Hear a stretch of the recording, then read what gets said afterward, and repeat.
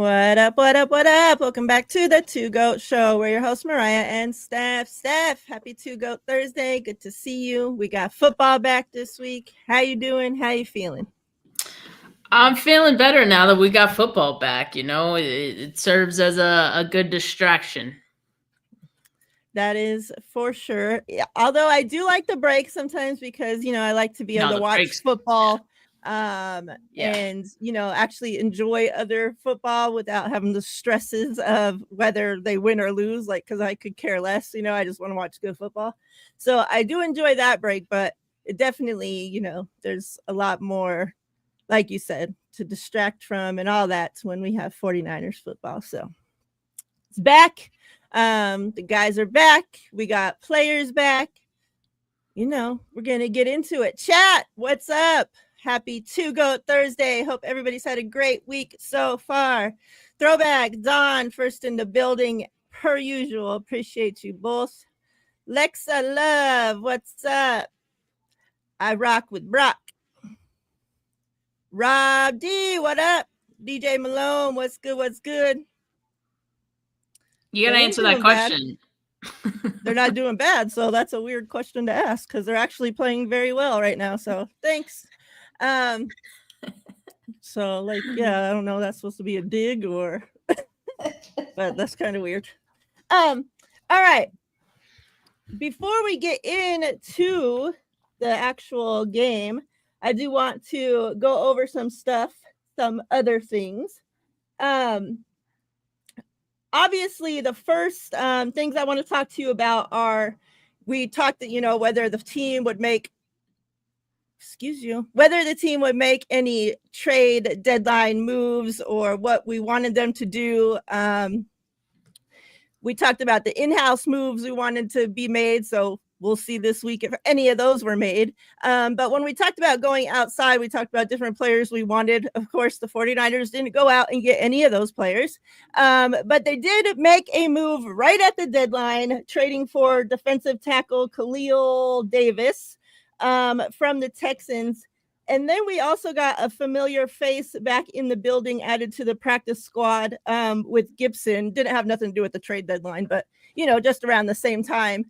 So I thought I'd ask you about both of those moves, how you feel about that defensive tackle. Obviously, it's not the big names that we wanted, but, like a depth piece. We'll see how he does. And then getting the familiar vets back in the building with Gibson.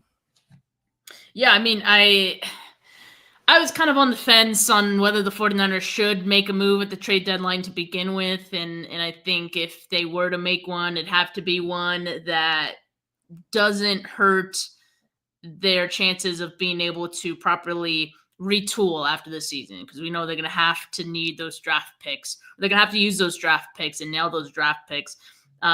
So with bringing in Khalil Davis from the Texans, they don't give up any picks from 2025. Only a 7th round, 2026. Like by then, you're not even thinking about that. Like it's just like found gold in 2026. It's like, oh, cool. Like we also lost a pick. That okay, whatever. So I don't think it definitely doesn't hurt them. And it doesn't hurt them for this season either, right? Like, what's the worst that can happen? You bolster up some depth at the interior, which is a position I think we wanted them to address. It isn't splashy or anything, but that's okay. I don't think they needed anything splashy because, quite honestly, I'm not sure this is a Super Bowl contending team. I've been saying it. Like, I think this is a playoff contending team.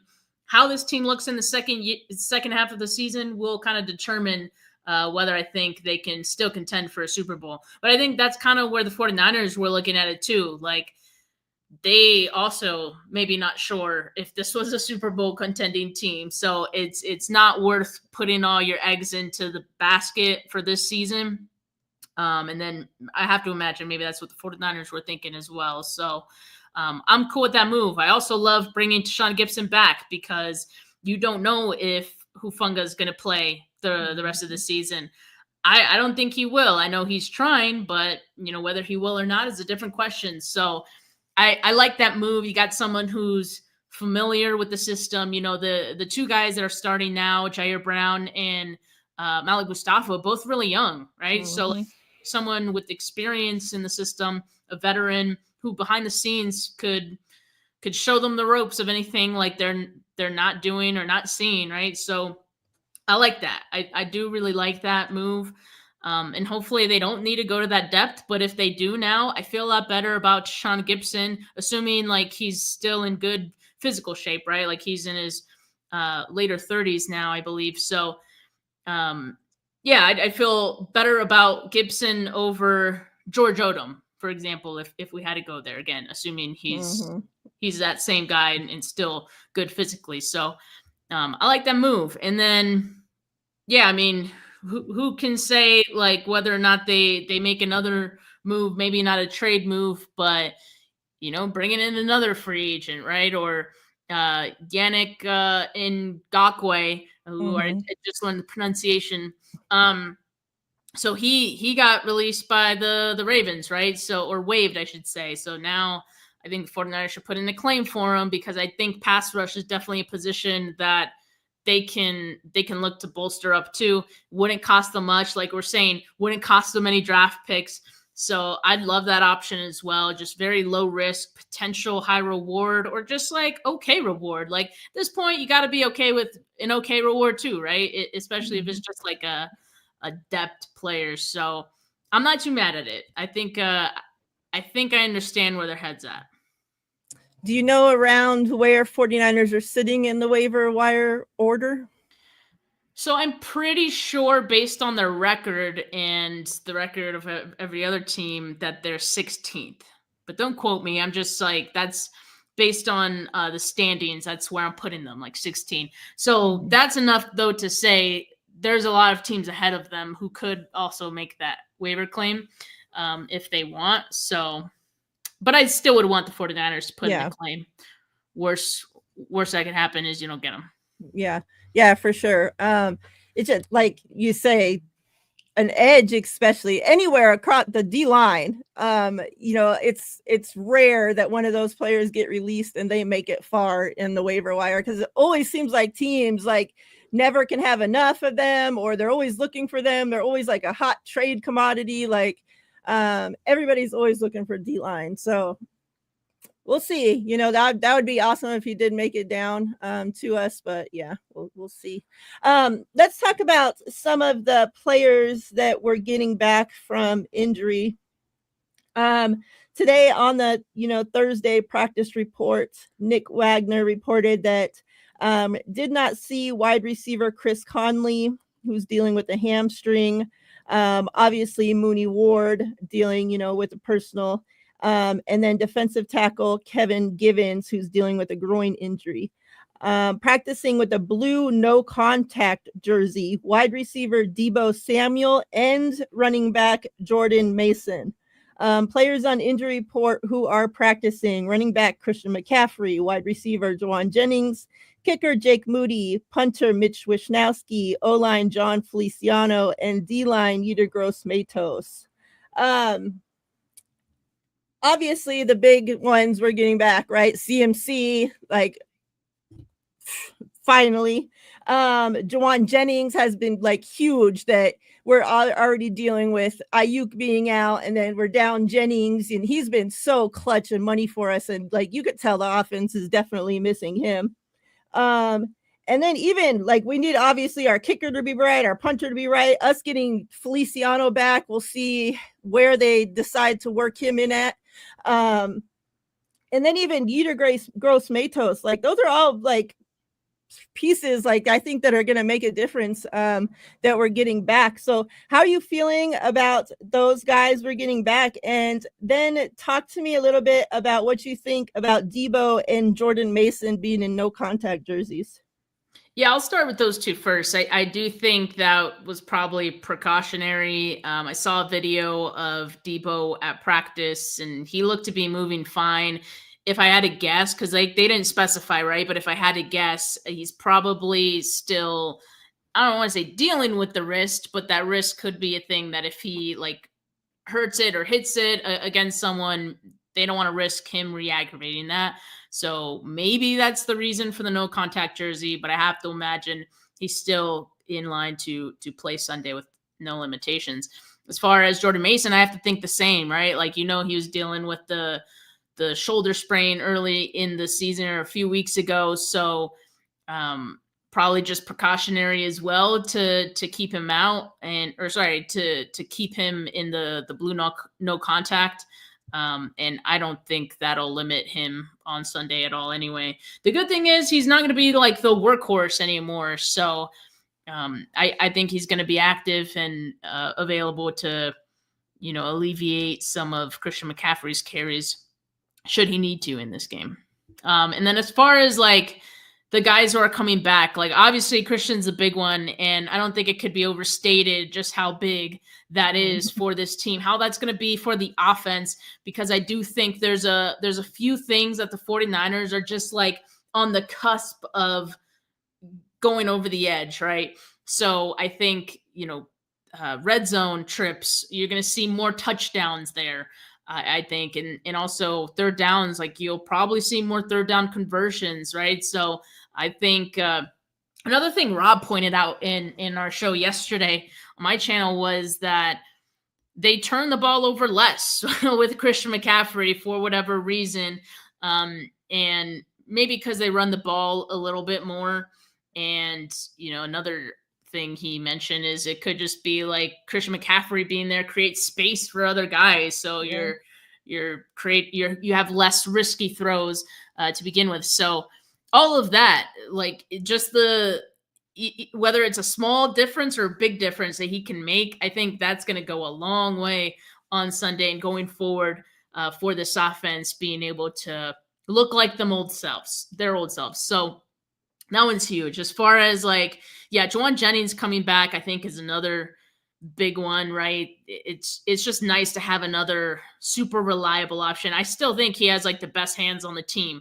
So him being back, I think is huge, especially on those third downs as well. And let's not forget, like he's going to have a bigger role now that Brandon Ayuk is out. This is going to be his first game back without Brandon Ayuk, if I'm not mistaken. So I think that'll open up more opportunities for him. And we've seen in the past what he can do with those opportunities. So I think that could be big for this team. And he has good chemistry with Brock Purdy. So hopefully, he's back 100% with whatever he was dealing with. What was it? Was it hip or I think it was hip. Yeah, it was hip, and it was his psoas muscle, which psoas. It's called psoas, so it's like a muscle that connects like your spine to your leg, basically. If I'm not mistaken, that's what crazy. it is. So psoas. You can that muscle psoas. You can imagine how that like could be very painful and impact like a lot of range of motion for like top and bottom, because it's impacting your back and your legs. But so hopefully he's better, and him being back is going to be huge. As far as Yetur Gross-Matos, excited for him to be back. I don't know if he's going to be activated for this game. I guess we'll see how that goes, but I mean, whenever he's back, it's going to be big. I guess Matt Barrows just tweeted out updated practice report. So Jordan Mason was a full participant, even though he had the no contact jersey. Oh, wait. Who was a full participant in Wednesday was limited today. That's interesting. And then Malik Mustafa was added to the practice report, limited with a calf injury. Great. Yeah. Well, Sean Gibson, you're up, buddy. Wow. Yeah. So we'll see. We'll see what happens. But obviously, like, I think getting some of those guys back is going to be huge for this team. So Tex says, yes, Jennifer Lee Chan kept pointing out it was the psoas muscle and not the hip pointer. Interesting. I probably have seen that word, if that's how it's spelled, SOAS, but I probably never thought to pronounce it psoas, so here we are. I think it's with like a P. Okay. You play, you need to heal. Oh, okay. All right. So you think that CMC, what do you think his workload is going to look like? Because a report came out earlier this morning. Well, Brad, the SF Niners had, put it out, and it was from Richard Sherman. And so his report says Christian McCaffrey tells Richard Sherman he likely could have played versus Dallas, but was held out to be overly cautious. Sherman, all signs point to him playing and probably a significant role in the game versus the Bucs. What do you think about that? And how significant do you think his role is? And do you think that that's the smartest thing we could be doing? Just before I answer that, just to add a little more color to that, Matt Barrows also posted about Christian McCaffrey's status for today. He was limited, just like he was yesterday, Wednesday. He goes on to say, if he emerges from today's practice, the most rigorous of the week, without any issues in his Achilles, it seems he'll be home free to be activated Saturday and to make his 2024 debut. So, as far as how he's practiced this week so far, like he hasn't had any setbacks or hasn't felt anything bad with that Achilles. Like he feels great. Richard Sherman, pretty much corroborating that. So I think that's a good sign. Definitely. I also think, all signs point to not just him being back, but like having his regular allotment of carries, which I don't know if I agree with completely, because I do think that part of the reason that this probably happened to him in the first place was just that it was the wear and tear. That's what I think. So, not my favorite move, but I was thinking of it too like this. Think of this as a week 1 game. He hasn't played yet this season. If it was week 1 and he was dealing with this in the off season, let's just say, like, I don't know if we would look to limit his carries, right? Like, just because it's week 1 and he hasn't played in a long time. I think what I'm thinking more so is just because the nature of what he was dealing with seemed to be caused from the wear and tear and maybe the overuse. That's where I would, consider, easing him in. But it doesn't seem like Kyle Shanahan thinks that's why he was dealing with this. So I don't know. And it just, I get the growing sense that they're not going to hold him back at all. And he's probably going to have his normal amount of carries.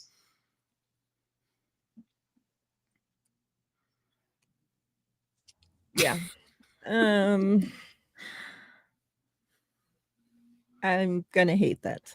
Like, I'm with McNiner as well. Like, you have now, that you can trust the running backs that have been used. And even if Mason isn't, let's say, able to go for whatever reason, because he is in a no contact jersey, we don't really know what's going on. You still have Durendo, who you still trust, obviously. Like, he's showed you that he's capable. So there's no reason why you need to have CMC out there running him into the ground. Like, I don't care how long he's been up. This isn't an injury that just goes away.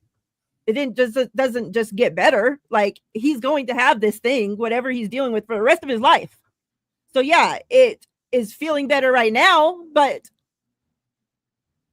who knows when it flares up again? Like, so we're just going to run him into the ground in 1 week and pray and hope for the best. Like, yeah, and when I've spoken to Desi about this, she has said, like, rest is the big thing with this. Like, you have to rest it. He's rested it. I do think there's that opportunity it flares up again, right? So I don't know. We'll just have to see. Right now, of course, he's feeling good. He's feeling fresh. Will that last all season? We'll see. We'll see how long that lasts for him. She's speechless. She was too stunned to speak. Yes, because Kyle just, some of the shit just freaking pisses me off so bad. Yeah. All right. Stubborn. let's get into this Tampa Bay game. So we know Tampa Bay, obviously, without their two wide receivers, they're down some, pieces. However, the last time we saw them play Monday Night Football, they did go toe-to-toe with Kansas City into overtime. And Kansas City won. However, Tampa Bay never even got a shot to attempt to try. So, without those weapons, they're going toe-to-toe with Kansas City, who has a good defense as well. Like Kansas City, like their defense is doing really good. Tampa Bay's offense, though, I was looking at, they had a couple weeks where they put up shitter numbers, but for the most part, like they've been putting up a shit ton of points. 30, 40, 52, I don't know, some crazy ass numbers. I was like, because once we get into score predictions, I tell you guys why I was looking that up, because Steph is gained traction on me. She's gained a lot of traction on me. Like, not last week, but the week before, like you only had 3 points difference in that week.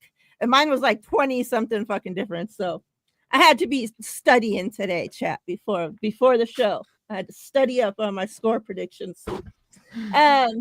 So just how you feeling overall about this matchup? 2 days ago, literally, I predicted that the Bucks would win this game because I think like a part of me was still upset in this team. Like I'm still so disappointed in this team and how they've looked so far this season. So I think my judgment was a little clouded by that. Although, like, I do think, though, like, the more I've thought about it, the more this week has gone on, and it's like, oh, like, Christian McCaffrey's back. Like, that's going to be big for this team. And not just he's going to be back, but, like, it seems like he's going to have his full amount of carries. I mean, while I don't agree with it, I think we know what he can look like. If he's going to have his full amount of carries, it's going to look like the same offense of old. At least that's kind of become my expectation, right? So I'm very bullish on the 49ers offense, not just really going forward, but also in this game against the Bucks, who are a bit of a struggling defense. So I do think that the 49ers do win this one. My only concern is that the first half looks sloppy because it's an early body clock game. The 49ers tend to look like they're still sleeping in the first half of these games. Sometimes they wake it up in the second half. And you also have to add in the fact that Christian McCaffrey is going to be getting his bearings again. Mm-hmm. He's a different animal, right? Like he's probably the kind of guy that you probably don't even notice if he's not performing at the same level, right? Because he'll still be good even if he's at like 80% and still a little rusty. But I think like the first half will be that for him, right? Like I think there might be some rust for him, but at the same time, it's Christian freaking McCaffrey, so I'm not worried too much about that. And coming off the bye week, I think I have to imagine this team made some adjustments. And like I said, they were already on the cusp of something. Point like being able to get more points wise with this offense. So I think this is now going to be where we see all of that applied in this game. So I feel better about it. I feel better about this game. So yeah, points per game, like Tampa Bay 5th, 28.8 is what the average. 49ers 26.3. But you also have to consider the 49ers are 26.3 with all their struggles. Like we know they're struggling, like it in third down and in the red zone. So you have to imagine if they can improve that even just a little bit, like they can average 30 points a game, right? So I'm feeling, like I said, I'm feeling bullish about it. You want my score prediction now or? No, ma'am. Okay, I'm gonna save it. All right. So I was doing a little bit of snooping around. I don't know how I ended up on this Tampa Bay. Maybe I got there from like a beat writer posting something, and I got through to like the fans talking shit about, you know, their team and the coach and all this. So I'm going through reading these fans go back and forth on X talking about that they want to get rid of the head coach, that they like them as, you know, the DC, but like pretty much he doesn't have enough balls like as a head coach. And they're saying that their defense is struggling because they have one cornerback, but they didn't say his name, so I don't know who specifically they're talking about. I didn't look, but they said they have one cornerback who is complete ass, so he is getting beat all the time, and they're having to pretty much change up their scheme because in the scheme that they normally play, he's getting beat so bad that they're switching up everything, and now that scheme and what they're doing doesn't fit with the rest of the defense. Again, this is what the fans are saying back and forth, right? So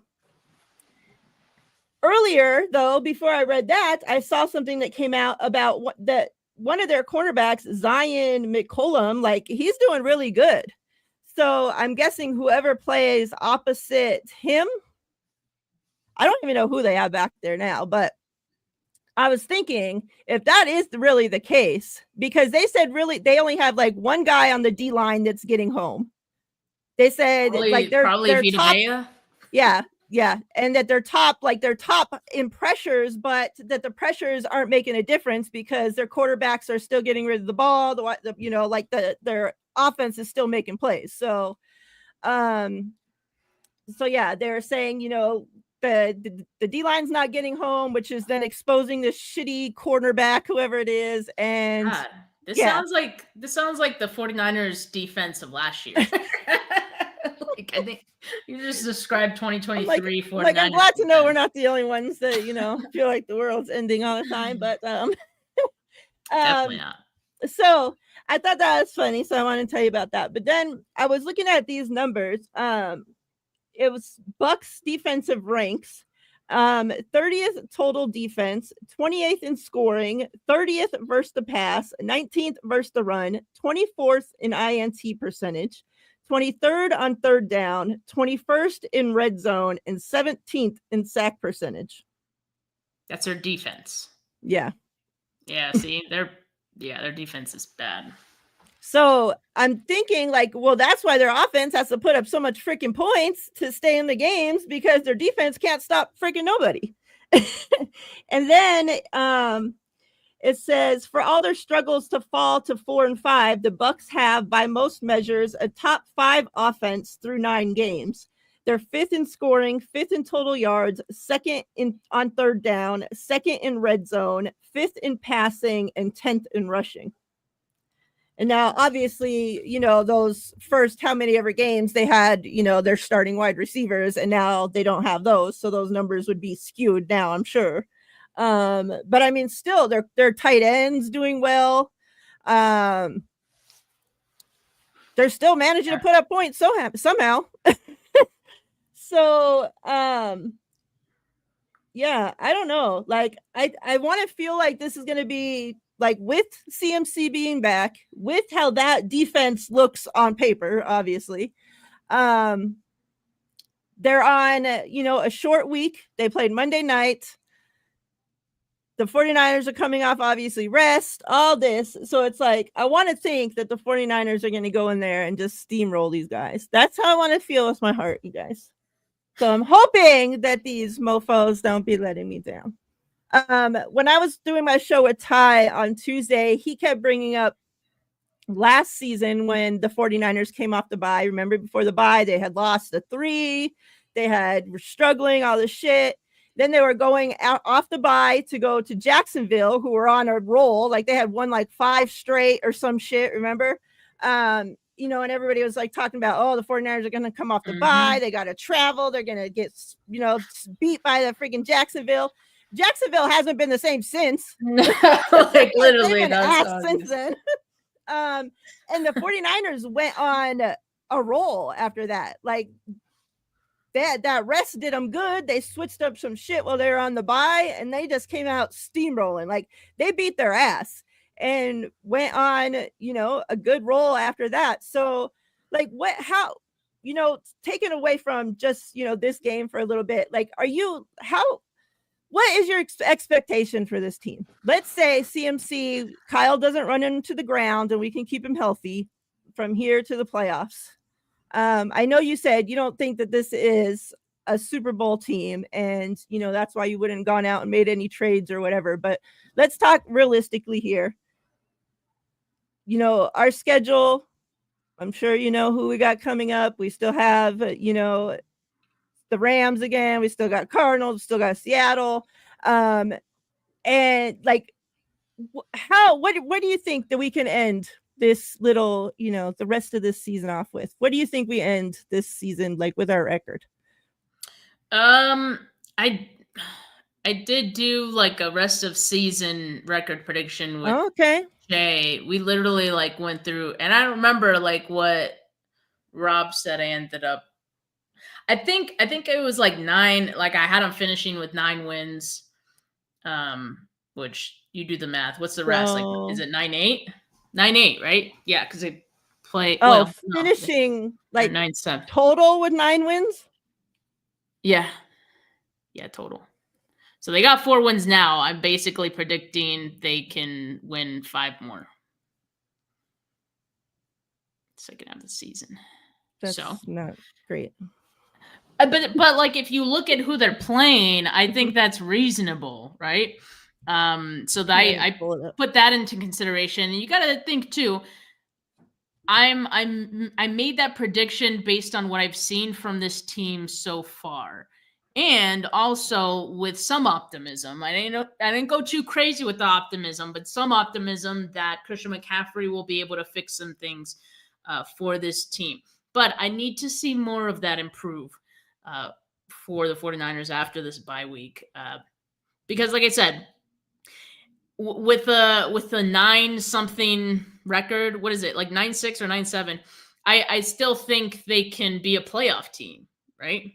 Hell, like maybe they could even win the division with that record, seeing how things are going right now. But yeah, I still don't think this is a Super Bowl contending team, and they're going to be playing a lot of Super Bowl contending teams coming up. So I guess that's where kind of my thought was. Yeah, so we got Tampa Bay, and then we got Seattle, Green Bay, the Bills, the Bears, the Rams, the Dolphins, the Lions, and the Cardinals.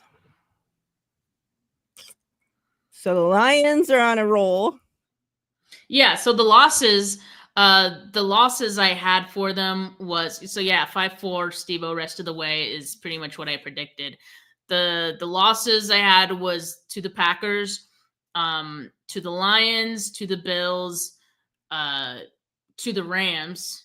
You guys will hate that. Who else? Missing one.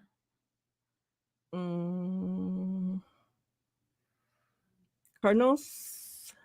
Maybe. Or maybe I had them losing to the Bucks. It could have been the Bucks. I don't know. But 2 weeks ago, I think that prediction was when the Bucks still had Mike Evans and Godwin. Alberto, it might have been Seattle too, but Seattle has since looked worse. So I don't know how to feel about them right now. This whole division is pretty mid right now. Like literally mid, like sitting at the midpoint. Everyone. It's like a free for all. So we'll see. I do think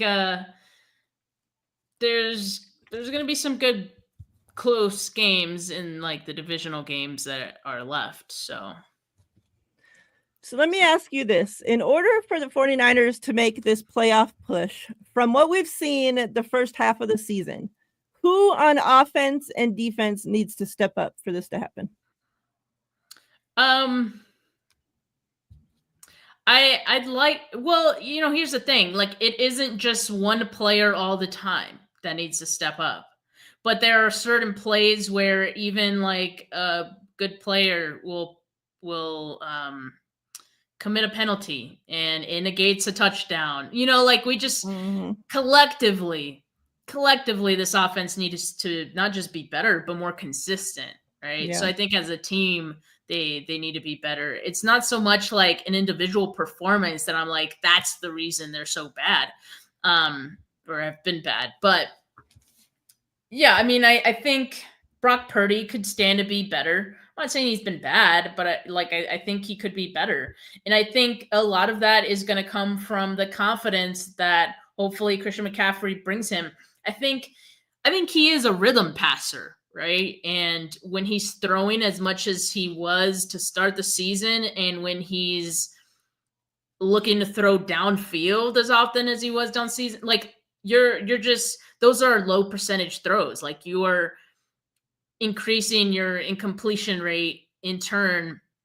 You're not going to get in a rhythm. Like, it's harder to get in a rhythm that way. So I think with Christian back, you're going to see more checkdowns. You're going to see more of Christian McCaffrey being an outlet for Brock and him being open, right? Because he's so good at route running. So I think that is going to make Purdy more comfortable, more of a rhythm passer the second half of the season. And in turn, hopefully, like he looks like he did most of last year, right?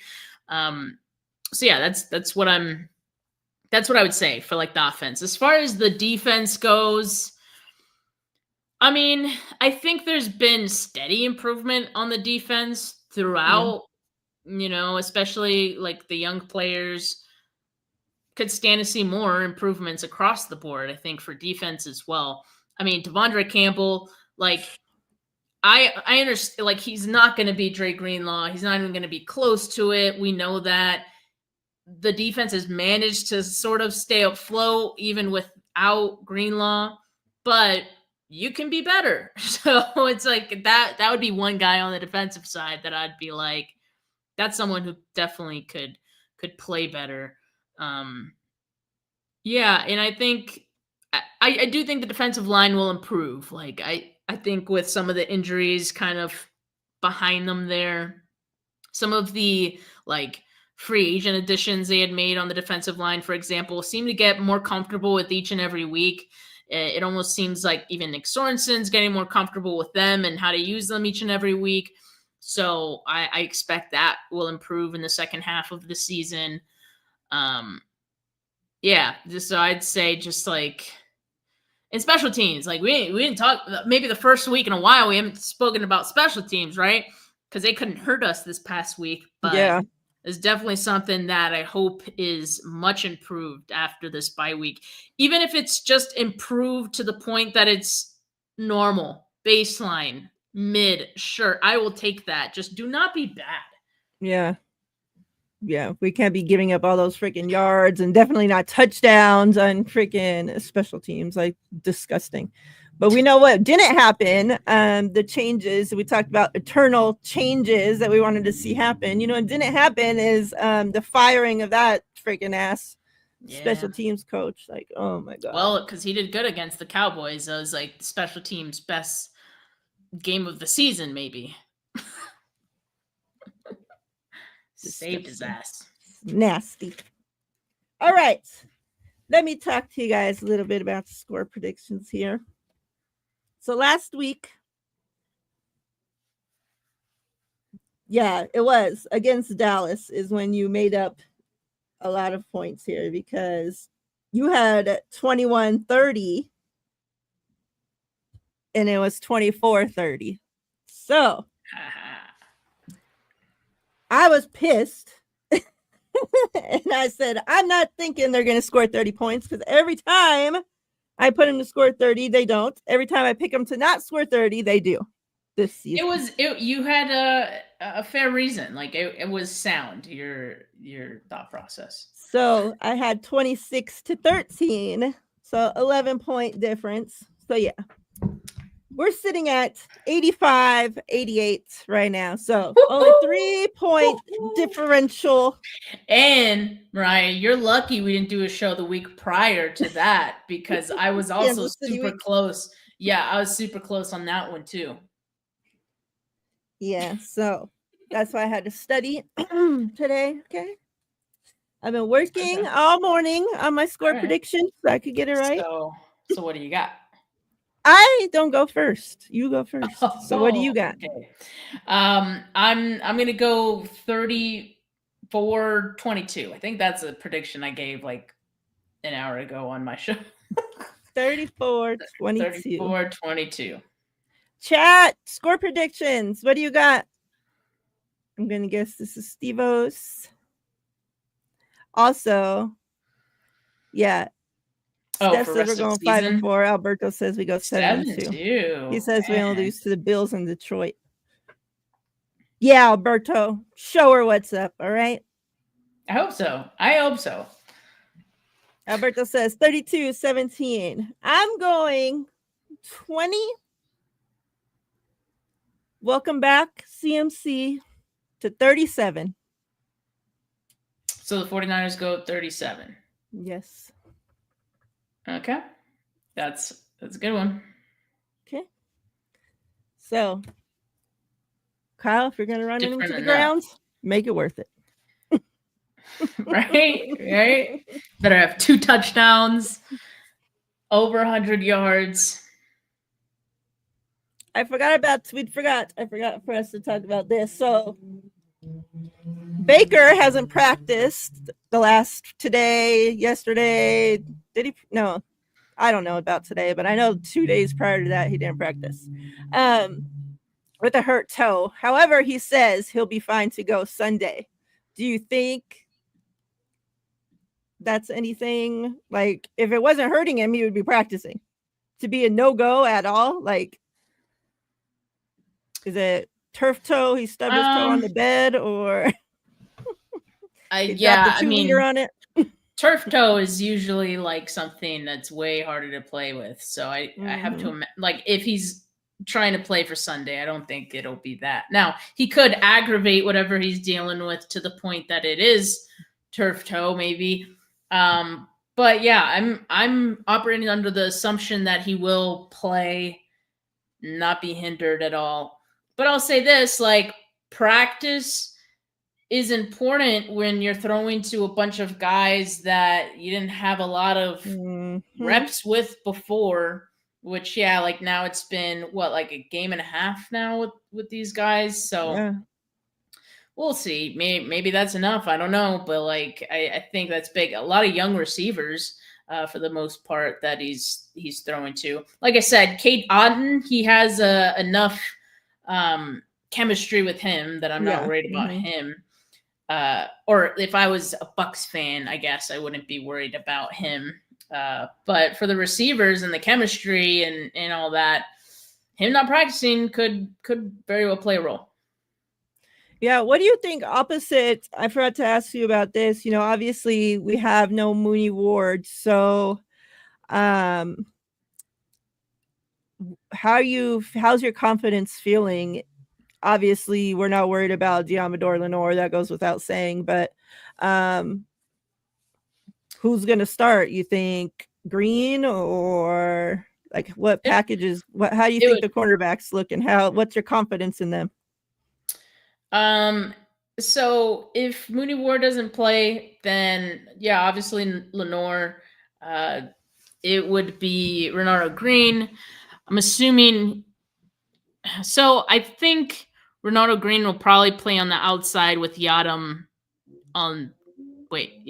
Green on the inside on nickel downs, and then Yadam on the outside. I know Yadam's has been a bit of a liability, but he's not as bad outside. I think most of his struggles were like when he was playing at the slot, but I don't know. Maybe they do the opposite. Maybe it's Yadam, Renardo Green, Lenoir in the slot. Right. I think it really depends, right, on the receivers this week, because whoever the best receiver is, like, I mean, you might as well put Lenoir there, right? But I don't know who their wide receivers are. It's like Sterling Shepard, Trey Palmer, Jalen McMillan or something like that. Cade Otton. So a bunch of like 2 young players, and then Sterling Shepard, and then Cade Otton. So this week they might be okay. I don't know about. Yeah, that's what I'm thinking, right? I think this week they'll be fine. They'll tread some water. But yeah, we'll see. Hopefully, that toe does bother him enough that Bosa is able to get home a few times and plant the flag on that ass. We know he likes to get Baker, so and he's going to be celebrating. So hopefully, he gets about 10 sacks this weekend. We won't be accepting any less. Steph, what else you got going on? Anything? No, nothing else for today. Like I said before I went live here, I did my show. It was a solo show today, but if you guys want to check that out, that's on my channel. And then tomorrow, my preview show with KP, and then also going to be talking to Desi in the first few minutes of that show to just go over some of the injuries. Definitely going to be talking about Christian McCaffrey. So if you want to know what Desi has to say about that from a doctor's perspective, make sure you guys tune in. There you have it. Yeah. Chat, I appreciate you. We appreciate you. Oh, I forgot I was going to do a giveaway. Let me do it real quick. Let's do it. One winner gets both. Hashtag GOATS. Hashtag GOATS. Get in there. One winner gets both. CMC, Supernatural, and Fred Warner. Get in there. Hurry your asses up. Hashtag GOATS. Let's get it in, people.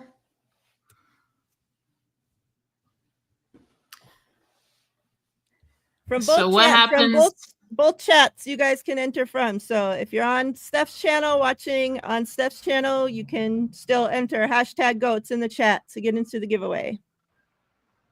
What are you gonna say? No, I said you just commented GOATS. So what happens if you win? We respin. I win a lot, actually. That's funny. Hashtag GOATS. Get in there. Let me pull this up. You guys got 1 minute. However long it takes to get the shit pulled up. That's how long you got. I almost forgot.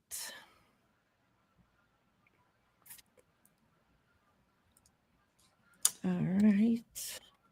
Hashtag GOATS. 6 people. Okay, Rob, I'll check. Ooh, Debbie at the 11th hour gets one in.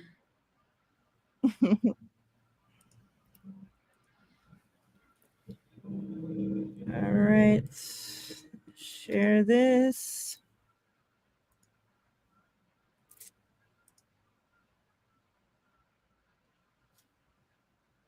All right. Good luck.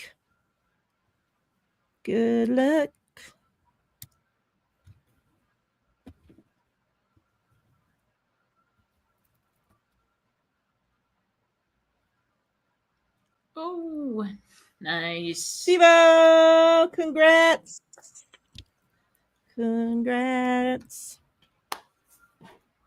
All right, chats, I appreciate you all.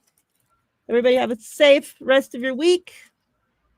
Enjoy game day. We got game day this week, so enjoy. Hopefully next week when we're talking to you, we're talking about a dub. Congrats, Stevo. Appreciate everybody that tuned in. Make sure you're subscribed, like both channels. Steph 49K, Faithfully in Vegas. We appreciate you. We're out. We'll see you next Thursday. Peace.